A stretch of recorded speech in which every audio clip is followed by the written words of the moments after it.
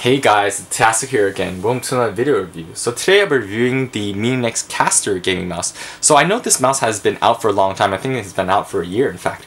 However, I've just been quite busy in the last 5-6 months, and to be honest, I was quite late to the game in getting this mouse. However, I still did want to do a review on this mouse because it is actually one of my favorite small gaming mice, in addition to, for example, the Rival 10, Rival 100, the Abyss 2014. So I would put this in the category of the smaller mice that I really like, and there's also ergonomic feel.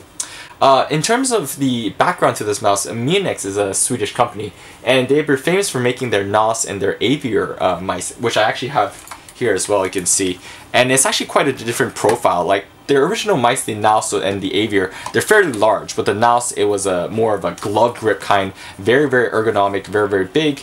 And the Avier, which is also quite large of a mouse, and it was ambidextrous, but to be honest, like some people didn't really like the large size kind of mice, so they really went in a different feel, went with a different shape, and went with a much smaller profile and also ergonomic profile, which is quite actually interesting. But definitely I would say here, this is one of my favorite mice, and I've been using it for a very long time, actually playing Dota 2. For the price point, you're looking at €69.99, $69.99 on Amazon, I think it was selling it. However, there were no distributors in Hong Kong, so I actually bought this mouse for like $49.99 or $45.99 or something on Massdrop. So Massdrop, they do really good deals for Mionix, and for places, if you live in a country where you can't get it, I think Massdrop does a great job. If you want to order mice from there, I ordered, I think, all this Castor, the NAS, the Avier, I've all ordered from Massdrop, which is pretty awesome. In terms of the specs, you're looking at a 3310 ADNS PixArt sensor. This is basically the state-of-the-art sensor used in most gaming mice, which with the public gaming mice, public sensor, sorry. For example, it's found in the Rival, it's found in the Final Mouse 2015, and a lot of other, I think it was also implemented in the first Rival series, but I think it's quite, it's used in a lot of companies right now. So it has 6 programmable buttons. It also has 2 LED lights here, which you can change to multicolor RGB. And also in general, it sports like a matte finished surface, basically the same as the Avier and also the NAS, so very Mionix. Maybe moving on to the weight and the shape of the mouse actually. So like I said before, this is a very light profile mouse and also quite a small mouse. It weighs in at 93.8 grams, so not extremely light, but it has a little bit of weight to it, but it's not very heavy. As you can see, it's quite small.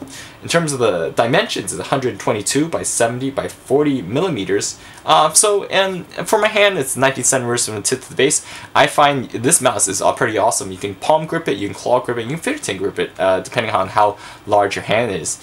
And actually is suitable for all of them. Personally, for my hand, 19 centimeters, I actually do a hybrid of a palm and a claw grip, which is quite suitable for me. I think if your hands are small, you might find this comfortable. If your hand is like slightly larger, this might not be the mouse for you. Now I want to move on to the build quality of Mionix. So Mionix, I've always done very good mice. It's actually one of my favorite mice companies because of the amount of build quality and kind of like the time they put into their mouse. And I really like the matte surface finish. I really like the Mionix, the packaging. I really like the firmware that they did with it. And so all in all, it's just a very comfortable and very smooth and silky on the hands. You don't feel like if you sweat a lot, it would cause really any problems, or it doesn't feel really coarse on your hands. I'm a really big proponent of that. I need the mouse to really feel nice on my hands, and that'd be quite good.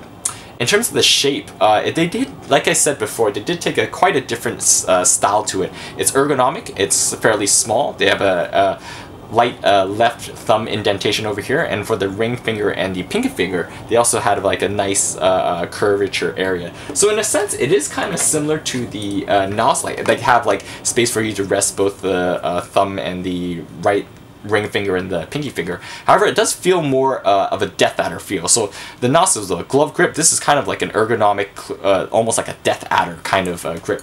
Obviously, it's not a Death Adder shape. However, my hand does feel like it tilts to the right a bit. So it feels like it just curves very naturally, my ring finger and my pinky finger and also my thumb. So I think this is one of the most comfortable mice that I just picked up and used, and I've used a lot of mice in my day. So that's definitely, I really want to give it to Mionix.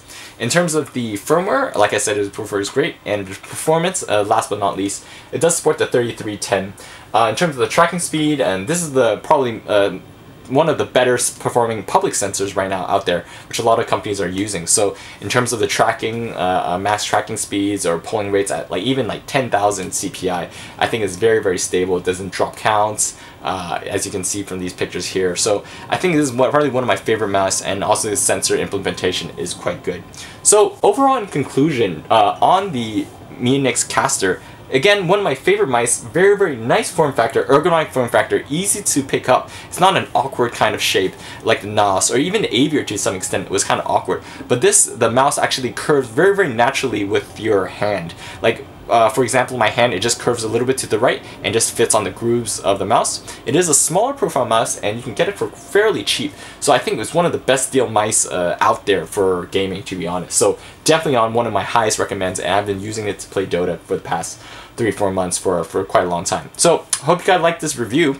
I have a couple of other older mice that I haven't reviewed before, but I did want to get off my chest since I haven't been doing reviews. So I have the Final Mouse 2015, which I'm gonna pretty much give my very brutal, honest opinion on it. It's not going to be good. That's a little bit of a spoiler. So the G303, which is a refresh of G302, also a fairly old mouse, has been out for a year, and also picked up the Rival 100 and also Rival 300, which is a refresh of the Rival. So hopefully I'll get these videos out, and thanks for watching, guys, and sorry for all the delays and not pushing out for new content recently. Hope you guys enjoyed that.